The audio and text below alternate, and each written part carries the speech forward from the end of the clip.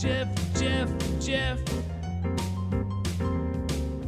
Jeff, Jeff, Jeff, Jeff. Jeff, Jeff. Jeff, Jeff. Jeff, Jeff. Jeff Stein's our national and presidential expert and noted author. You can find his books over at Next Chapter Books, totallyiowa.com. The Iowa Politics Report and the Iowa Business Report come to us via the KXEL in Cedar Falls, Waterloo, where apparently, Jeff, are you sitting in an abandoned, empty radio station right now at this point? There is no one for miles. Okay. And it is fantastic. Oh, it is actually. I mean, people who theoretically were working today checked out well early. They closed the office at noon, and the rest of the stragglers have made their way. And it's just me and the kingdom I survey. Basically, it's me and all my friends. So it's an empty building. Well, you work too much. I will say here, our crew here. Look at you. You could have stayed in New Orleans, but no, you came back because you care about the audience. Well, it was starting to lose its luster. Well, that's not really what it was, but okay. I will say this: I could eat there for a month and not get tired of the place. That's for sure. But no, it was a nice little trip, and this is the best part about trips: you come back home. That's the nice part about them. I don't want to be one of those guys living off on the side of the highway in Vegas saying, "I'm going to love it here." That's not my game plan. What is your Thanksgiving plans? Oh, I don't have any plans at all. You don't? Are you having turkey or any kind of meal or just? Well, I'll eat. Thank goodness. We don't have big families. I will promise you I will not come to the radio station. Well, that's the least you can do, for goodness sakes. I mean, what is it, a Stouffer's pot pie for you? I mean, I got a turkey, a 20-plus pound bird I'm brining right now that I'm going to be cooking up. I've got over 10 people coming to our house. Do you need a brining permit there in the Twin Cities? Is this something you need in Iowa? I've got a 10-pound bird that I'm frying. Okay, whatever that is. The spot for the Park Tavern, though, made me want to drive up. Okay. That's fantastic. With bowling afterwards? If you've not done the holidays over there, they're fantastic. We've done Easter a few times over there. Great fun. You go do the Easter, and then you get the bowling. So, go do the Thanksgiving thing and get the chance. Well, all right. This is the thing. If I say nothing else today, I'll say this. As God is my witness. Yeah. I thought turkeys could fly. It's still one of the greatest moments ever in television history. WKRP in Cincinnati, the Turkey Day episode. I might have to watch. Dropping like bags of wet cement. Oh, I've got sort of like the Republican majority in Congress. It's dropping like bags of wet cement. Mwah. Couldn't do it better, my friend. All right.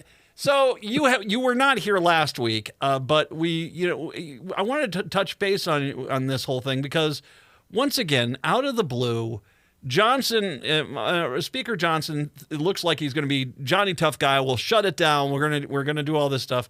Then out of the blue, and I do mean out of the blue, we have a deal with Democrats. We're going to get this done. We're going to pass it and walk out of there. Basically, the same exact thing that Speaker McCarthy had done. It's worse. It's actually because I don't think Johnson really got anything in return on this. And in fact, what they did was, if they had done this deal with McCarthy, it would have been for a shorter period of time. Instead, the Pelosi-Schumer budget that they all ran against, that spending is in place until, in some cases, mid-February, the 5th month of the fiscal year. So the big thing that they all said was horrible now is in place almost halfway through the next fiscal year. So good job out of those guys. Well done. It just takes basically 4 of these clowns. And if Santos survives, it might be down to 3. It just takes a few of them to basically say enough's enough. Do you think, Johnson quite smartly, gavelled the House closed. They all ran back to their districts but Chip Roy came on out. And I'm not a big fan of Chip Roy. I mean, that dude is way out there. But he does make a point when he went after the Republican Party saying, what have we done that I can campaign on? The Republican Party has done nothing outside of preen and argue and fight and say, I'm more conservative than you are, and we're going to get you back for not doing what we want to do. There really is he got him out of there, but they're really kind of stumbling into the end of this year. I'll say this about Chip Roy. He voted to keep McCarthy in, not because he liked McCarthy, but he thought they needed to try to play that hand out the way it was being set up. And I think he believes everything he says. And you can't say that about every politician. I agree. Right? I will say that Chip Roy, you can tell by the look of craziness in his eyes. Yes, I think he does believe in everything he does say. Yeah, but how many of these people have we seen, and I don't care at what level, where they say what's expedient and you just know it's vacant. Well, he at least believes it. I'll give him that. Now, here's the difference. The only thing I can tell, Matt, that's a difference between Mike Johnson and Kevin McCarthy is that people think they can still believe Mike Johnson. You hear this over and over. This whole situation is nothing more than an indictment against Kevin McCarthy, because the promises that had apparently been made had not been fulfilled, or he promised anything to get the job, and we knew that. That wasn't a surprise. But the members who are going along at this point without too much argument are basically saying, look, I can still at least believe him when he says something. Mm-hmm. Holy cow, talk about, confirming everything we thought about what a skunk McCarthy was. But let's look at the shrinking majority. Well, it was 5, right? At the start of the session, 5-vote majority. Okay. One individual resigned because his wife was quite ill. Yes. That seat will be reclaimed because the special election was just held. Santos is on by a thread. You have all these Republicans now saying that he should resign. And now you have an Ohio congressman who is going to become president of Youngstown State University, who is going to resign, but not until March, which is either time to get some of these issues taken care of or time to get a special election in, because it's a very red district. That's the East Palestine district. But let's say they don't have a special election in that situation. Let's say that Santos is booted out. If there's a delay in the special election to replace the one I just mentioned, you're getting down here to where it's going to be jump ball time pretty soon, because heaven forbid somebody has the flu and can't make it someday because they got rid of remote voting.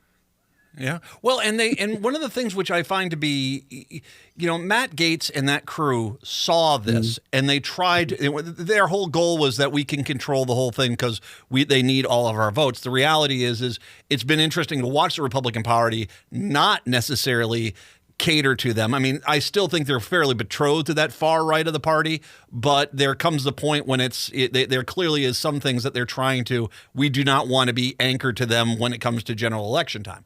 But that being said, I don't see how Johnson, when they do get back, my guess is going to be they're going to try to get rid of him.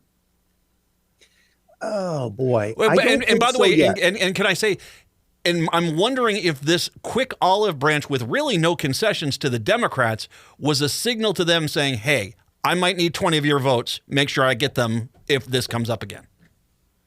And what it also did was kick everything past the holidays. None of this, okay, we've got a deadline before Thanksgiving. Oh, now it's before Christmas. Whoops, now it's before New Year's. We've all seen that. And this was a matter of saying, and I've said, look, if you wanted to have leverage, keep lawmakers in town and hold their holidays hostage. I mean, I think that, what's a deadline worth otherwise, right? But by virtue of just kicking it ahead until mid-January, basically it's like, okay, we're not going to have the histrionics and drama. We'll figure it out. We'll be adults. But that said, I cannot see anything that suggests that the situation, Matt, in January, when the first of the two-tiered, the latter comes due, I don't see anything that suggests that it's going to be any different then. There's not going to be a magic solution. They don't have votes. I mean, it's the kind of thing. And the other thing that you should watch as early as next week. This is the time of year when folks opt not to run for re-election. You're coming up with filing deadlines. That's why Joe Manchin dropped when he did, et cetera. Santos is a whole different situation. But the point is, pretty soon they're going to have to be up or out. How many Republicans want to be running for re-election in the U.S. House with Donald Trump at the top of the ticket? No. There were a number who dropped in 2020. Now, I'm not casting aspersions about anyone. I'm simply saying how many of them. I mean, college presidency is a sweet gig. You know, the guy in Ohio, I'll give him that. Yeah, that's not a bad one. That's a good one.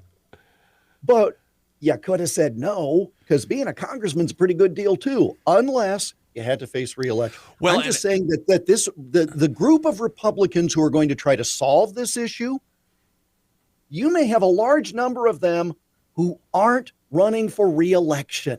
Okay, what does that do to this whole dynamic? Does it allow them to be even further to the extreme and hold up the process? Or are they going to be just kind of phoning it in and do whatever their future lobbying partners want them to do? Well, and let's just be honest. They're not going to get a budget passed out of that House, because there's no way on the planet that if they go with the Matt Gaetz and Lauren Boebert side of the party, that they are basically going to put out such an atrociously toxic poison pill of a bill, they won't get enough Republican votes to get that passed. But to get it to where you get enough there where you're going to have enough Democrats to help get it through, I think that will poison the water hole for the Republicans also. So, I mean, this is kind of nice. We get to talk an old school political problem. Their lack of being able to get together a comprehensive budget is going to cost the Republicans dramatically, because Chip Roy, once again, although I highly disagree with him on a lot of things, he was right when he was sitting there saying, what has the Republican Party done that I can campaign on? And they've got to start bringing in some level of results. And frankly, it's not Biden or the Senate that's stopping them. It's their own incompetent methods that they're working with right now. Well, and if you figure that Johnson can come up with a budget that will appease half of his caucus and enough Democrats so that it leaves, for example, the IRS agents intact, but it cuts something else, or it adds border, or whatever it may be, then you do have, as you said, a possible toss him out on his ear as speaker as well. But if he's gone that far, is that with the promise that he'll have enough Democrats to save him, just because we are in a tenuous time in the world? Mm-hmm. And then this is the problem that we have with such hyper-partisan politics. Because if you want to govern, governing takes compromise. Governing requires meeting all sides. And when you've got a population that is essentially split, a third to this side, a third to the other side, a third in the middle, well, you've got to do something to where everybody has to walk away unhappy. If one side is doing a victory dance, then it's a bad deal. But the problem is, if you try to compromise, then good luck on the next election. Well, and here's the other problem that you brought this up. CNN just released some audio of Speaker Johnson back from May of last year, where he basically called abortion a Holocaust, which is, once again, you and I have talked about this. 40 years of you guys screaming you're going to get rid of it, that kind of rhetoric. All of a sudden it's gone. All of a sudden you're on the wrong side of the public opinion polls, and you're frantically trying to paint yourself here. We're not talking 10 years in the past. We're talking a year and a few months ago. He is the speaker, once again, a bellwether for the party that you can point to. Here is audio of him saying, clearly talking about how abortion rights are on the ballot, are something that he's 100% against.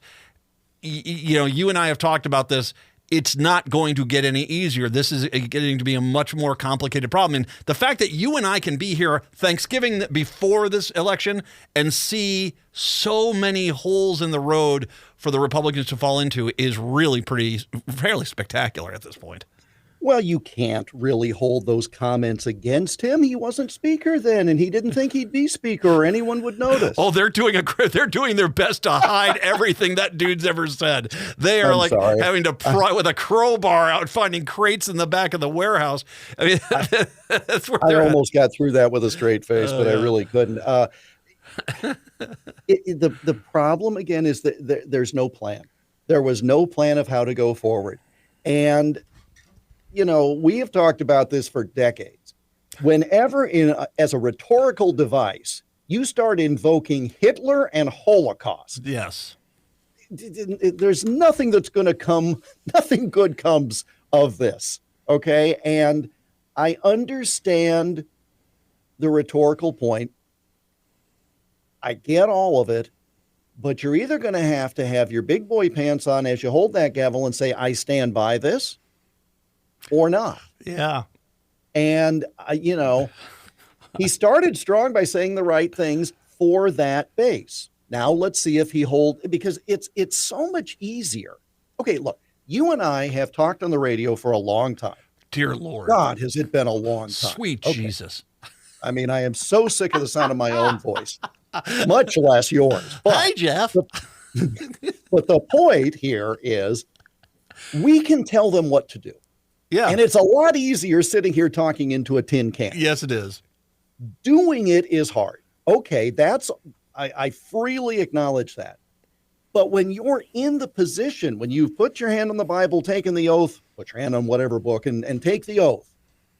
And, you got to be able to back this up. And you can't just start, firing out sentences when you're a junior lawmaker and not hold to it when you're the speaker, or else guess what? Yeah. You just got co-opted by the swamp. You just went Hollywood. You aren't what we sent. And there you go. A man who attacks a turkey like Lauren Boebert at a Beetlejuice musical. Jeff Stein joining us here once again on your Thanksgiving Eve show. Let's take a break. Come on back. We got to talk about Trump because that dude is, I don't know if he's mentally all there. And we have to really start talking about this. Jeff Stein joining us on a Wednesday, AM 950, the Progressive Voice of Minnesota.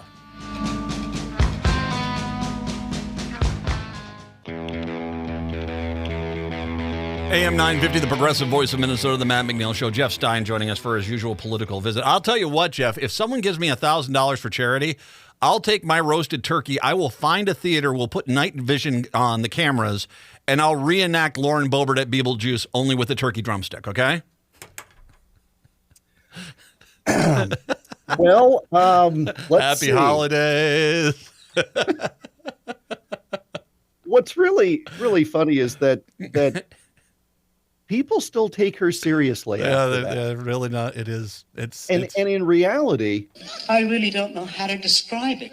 but that's one of. Shouldn't have let me near the drops machine today. Uh-oh, it's the morning zoo. By the way, as in the break, I got an email indicating that Donald Trump will be doing a rally at a place called Whiskey River in Ankeny, Iowa, a week from Saturday, and then he will be at a community college in Cedar Rapids. Want to go? No. Okay, so they have cameras. I think they have food and drink at Whiskey River. Well, but I'm going to. No, I don't. Okay, let's talk about Trump for a quick sec. Sure, he goes and does these rallies because a lot of time, Joe Biden says one thing out of line, everyone's like, "Oh, he's lost it. He's old. He can't function." Yeah. Have you listened to Trump's speeches? It's the one down in Texas. There was the whole wheel wall section, which made no damn sense, and then he got into talking about the PP tape. And an extended conversation with the crowd about this that just meandered and kind of, there have been multiple times where he doesn't make any sense at all. He just is, it seems to be, I don't know where he's at. There have been times, it's not the entire time. No. He does say things that are, you can understand and follow. But almost every speech now he does, there's kind of the free form moment where it basically is like jazz. You have to hear it, he kind of all over the place. And I'm kind of stunned at this point. And like I said, I'm watching these tapes. I'm like, how come people aren't pointing out this does not seem right? Well, jazz is America's pure form of music. And so I watched him on TV. I didn't go at a rally at the Fort Dodge, Iowa High School gym last week. And it was a very small venue on purpose. And then he went up to the crowd and signed things, etc. But now these videos that he's doing, he's claiming credit for getting Chuck Grassley elected. Chuck Grassley's been a member of the U.S. Senate since 1980. Okay. I mean, he's starting to invent things, and it's more of just kind of an embellishment. But that's the thing they've been digging Biden about for years, is that he's making stuff up as he goes along. So you're right. It's starting to sound like the same thing. And I'm starting to get the feeling, like I'm showing up at coffee time at the senior center, and these two old boys are battling each other over a cup of coffee, and somebody's going to throw a cinnamon roll. Well, and it's not just me. I mean, it's easy to say, okay, well, Matt, you're a little biased, but I'm hearing a lot of moderate Republicans who are starting to say, is anyone else listening to this? Because it doesn't. I mean, it's one thing with the embracing of fascism, which is really kind of scary, but it's the fact that the person, I wonder how mentally well he is. Well, he's a very stable genius. He told you that. 215 pounds of that, yeah. Well, the biggest problem is, and we heard this last summer, party pros are saying this is not going to be good for the party if he's at the top of the ticket. It's only gotten worse, those concerns. And the concerns are not just he might win the White House and it could be a bloodbath for Republicans down ticket. Mm-hmm. That's the kind of coattail effect that is in reverse, where he might be able to win on the sheer force of his own personality, despite everything you've just mentioned, but it's going to be a tragic situation for anybody else with an R by their name. In Minnesota, we got no Senate race this time around. So, yeah, it's definitely that top of the ticket's going to really impact the rest of the races. So, I don't see a lot of Republicans really happy about Trump in Minnesota. Not saying they aren't, but I'm just saying they're keeping it somewhat quiet. Happy Thanksgiving, my friend. I do hope you have a wonderful day off, and do not go to the office, all right? Promise. I will not go to the office. I'll post the Iowa Politics Report a little bit later on. Hour 2 of the show that's coming up next. Hi, this is Laura. Listen to Food Freedom Radio every Saturday at 8 a.m. or anytime via podcast. Our individual health is connected to the health of each other and connected to the health of the earth.